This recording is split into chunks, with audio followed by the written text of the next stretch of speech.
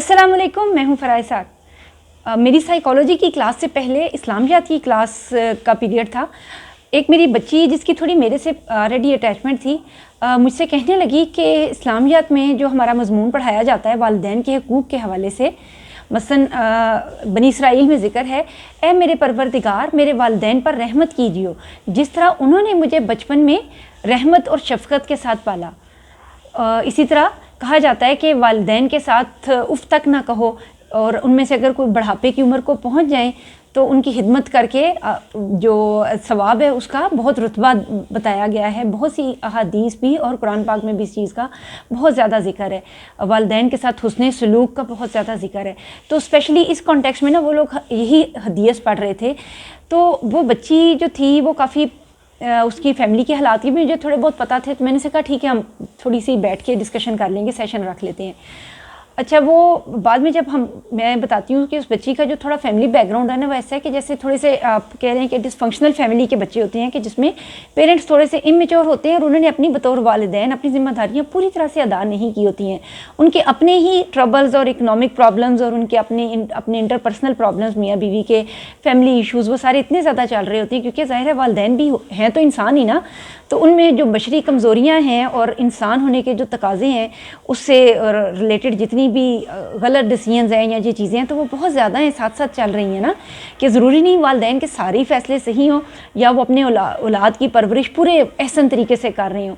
ہم کوئی بھی کام بہت عمدگی سے نہیں کر سکتے ہیں نا، انسان ہے، ہمارے اندر بھی بہت سی کمیاں اور خامیاں ہوتی ہیں۔ تو وہ جو بچی تھی وہ یہ کہنے لگی کہ یہ جو سورہ مبارکہ میں یہ جو بات کہی گئی ہے، اللہ میاں نے یہ فرمایا کہ یعنی میرے والدین پر رحمت کیجیے جس طرح انہوں نے مجھے بچپن میں رحمت اور شفقت کے ساتھ پالا۔ تو میرے والدین نے تو مجھے بچپن میں رحمت اور شفقت کے ساتھ پالا ہی نہیں، تو اب یہ کیا؟ تو اب یہ وہی ہے کہ اس میں ایک سائیکولوجیکل ایشو جو ہے نا وہ ٹریگر ہوتا ہے کہ وہ بچے جنہوں نے خود محرومی اور ٹراما دیکھا ہے بچپن میں، اور انہوں نے یہ دیکھا ہے کہ والدین نے ان کے ساتھ اچھا سلوک نہیں کیا، وہاں پر ہمیں ایک ایکشن ری ایکشن نظر آتا ہے کہ چونکہ والدین نے اچھا سلوک نہیں کیا تو کل کو ان کی جو اولاد ہے وہ بھی ان کے ساتھ احسن سلوک نہیں کرتی ہے۔ اور عام طور پر ہم کہتے ہیں جیسی کرنی ویسی بھرنی، کہ اگر آج ہم اپنے والدین کے ساتھ اچھا سلوک نہیں کریں گے تو کل کو ہماری اولاد بھی ہمارے ساتھ اچھا سلوک نہیں کرے گی۔ تو کیا اس بات کا یہ مطلب ہے کہ جن لوگوں کی اولاد ان کے ساتھ احسن سلوک نہیں کر رہی ہے اور وہ اپنی اولاد سے خوش نہیں ہے، انہوں نے اپنے والدین کے ساتھ اچھا سلوک نہیں کیا تھا؟ یہ بھی کوئی گارنٹی نہیں ہے، اس چیز کو اب کچھ نہیں پتہ چل سکتا، کیونکہ جو آزمائش ہے وہ مختلف طرح سے آ رہی ہے نا۔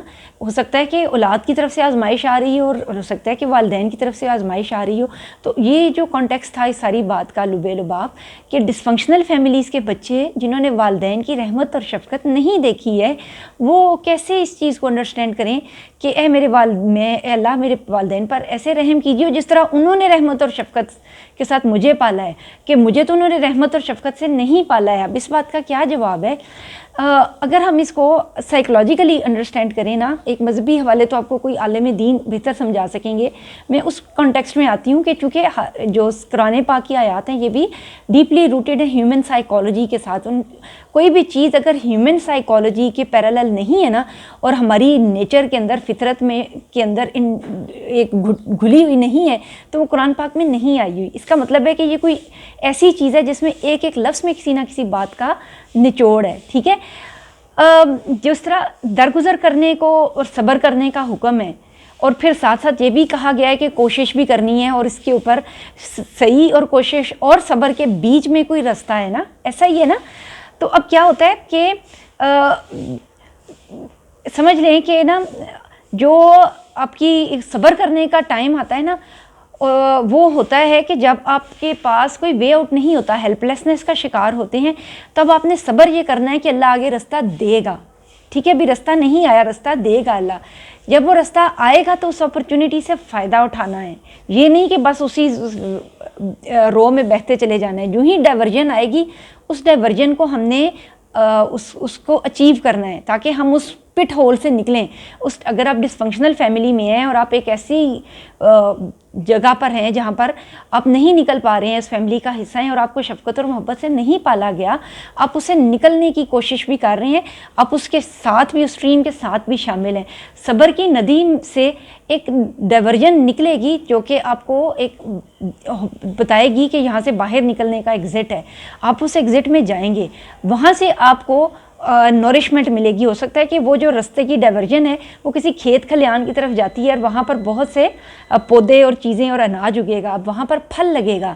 تو جب اس پانی سے پھل لگے گا تو اس کا پھل سب کھائیں گے. بیسیکلی آپ نے اپنے آپ کو گرو اور گروم کرنا ہے.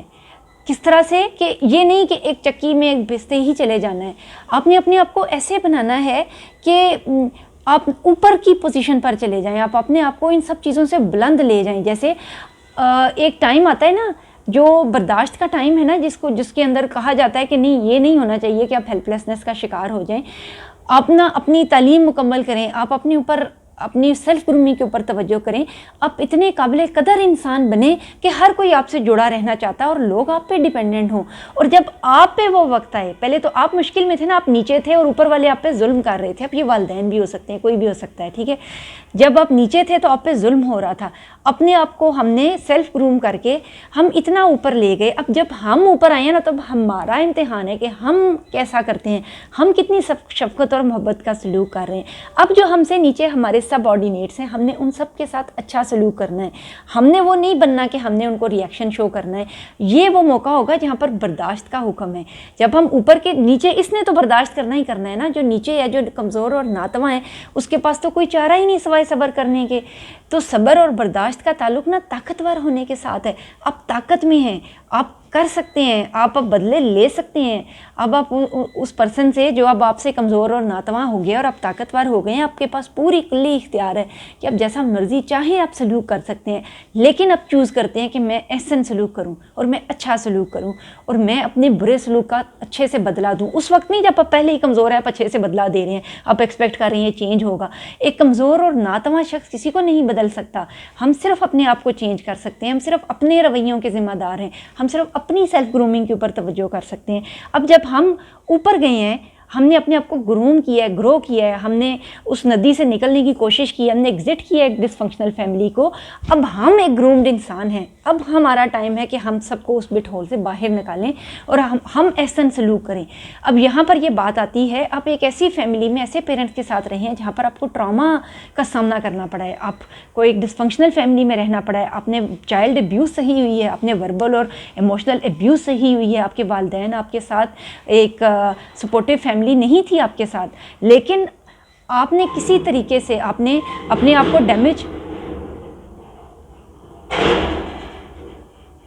آپ نے اپنی ذات کے نیوکلیس کو ڈیمیج نہیں ہونے دینا, اپنے آپ کو گرو کرنا ہے, گروم کرنا ہے, آگے لے کر آنا ہے, یہاں تک کہ آپ اس پوزیشن کو پہنچ جائیں گے کہ جہاں پر آپ طاقتور ہو جائیں گے اور جو طاقتور تھے وہ کمزور ہو جائیں گے. اب یہ دونوں پہلوؤں سے ہے. ایج وائز بھی جب ہم چھوٹے تھے تو ہم کمزور تھے, ہم 5 یا 4 یا 6 سال کا بچہ کیا کر سکتا ہے, اور والدین طاقتور تھے, تب انہوں نے اچھا سلوک نہیں کیا. لیکن اب آپ 26 27 28 سال کے ہو گئے ہیں, 30 سال کے ہو گئے ہیں اور والدین بوڑھے اور کمزور, بیمار اور ضعیف ہو گئے ہیں. اب وہ اس لو لیول پر آ گئے ہوئے ہیں جہاں پر اب ان کو مدد درکار ہے آپ سے. تو چاہے آپ کو اچھی مدد نہیں ملی, لیکن ہمارا اسٹل جو کہ ہم اب طاقتور ہیں اور ہمارے پاس اب اختیار ہے, ہم جو جی چاہے ہم کر سکتے ہیں. تو بیسیکلی ہمارا جو ایک طرح سے ہے نا, اللہ میاں کی طرف سے جو آزمائش ہے اور ہمیں جو صلہ ملے گا وہ ہمارے رویوں کی وجہ سے ملے گا. ہم اپنی ذات کے خود ذمہ دار ہیں. جو والدین نے کیا وہ ان کی اپنی ذمہ داری ہوگی, لیکن اللہ میاں نے یہ جو الفاظ کہے ہیں نا, یہ بڑے ڈیپ روٹیڈ ہیں کہ دراصل جو شفقت اور محبت کا سلوک ہے نا, وہ اپنی جگہ پر ایک مسمم چیز ہے کہ چاہے ہم جیسے مرضی حالات کا شکار رہے ہیں, ہم نے پھر بھی ان کے ساتھ اچھا سلوک کرنا ہے اور ایک اچھی ایگزامپل سیٹ کرنی ہے اور ایک ایسی چیز کی طرف جانا ہے کہ جہاں سے ہمارے لیے فلاح اور بھلائی کے راستے کھلتے ہوں.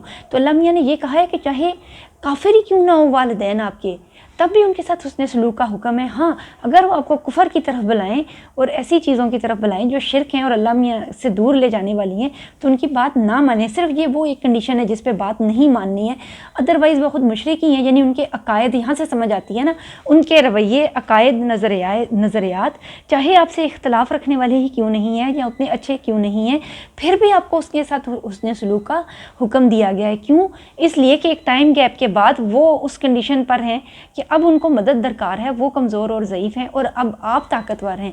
بیسیکلی جو ایک طرح سے جو امتحان آتا ہے نا, یہ والا یہ آتا ہی ایسی ہے کہ جب آپ پاور پوزیشن کے اوپر ہیں کہ تب آپ کا کنڈکٹ اور آپ کا رویہ کیسے ہے, تب آپ اپنے سب آرڈینیٹس کے ساتھ کس طرح کا رویہ رکھتے ہیں. چاہے اب یہ سب آرڈینیٹس کوئی بھی لوگ ہو سکتے ہیں, اسپیشلی ہم کانٹیکسٹڈ بات کر رہے ہیں والدین کے حوالے سے.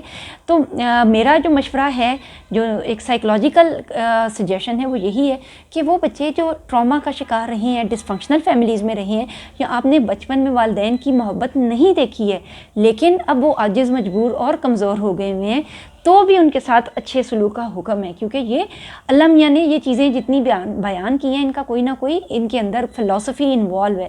تو جب ہم اپنے اچھے رویے کے خود ذمہ دار ہیں, ہم نے اس پگڈنڈی کو نہیں چھوڑنا جو کہ صراط مستقیم کی طرف جاتی ہے اور جو کہ صحیح راستہ ہے. ہمیشہ صحیح راستے کو چنیں.